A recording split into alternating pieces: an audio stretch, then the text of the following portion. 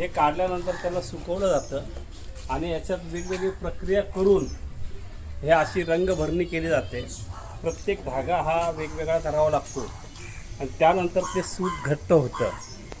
आणि हे सगळं काम आता आम्ही दिवाळीचं कलेक्शनाकरता सुरुवात करत आहोत.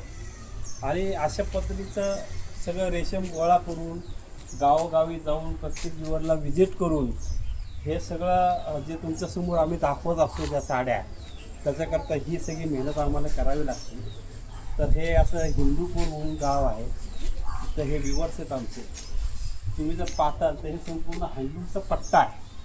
म्हणजे इथं प्रत्येक घरामध्ये लूम्स आहे आणि मग त्यांना आम्हाला डिझाईन्स द्यावे लागतात. ते डिझाईन्स देऊन आम्हाला ते काम करावं लागतं. आणि तसं जसं साड्यांचे विण घट्ट होत जाते तसं आम्ही साड्यांचे कामं करत असतो.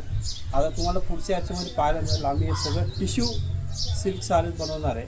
त्याच्याकरता ह्या पद्धतीचं रेशीम आम्ही गोळा करतो आहोत. धन्यवाद.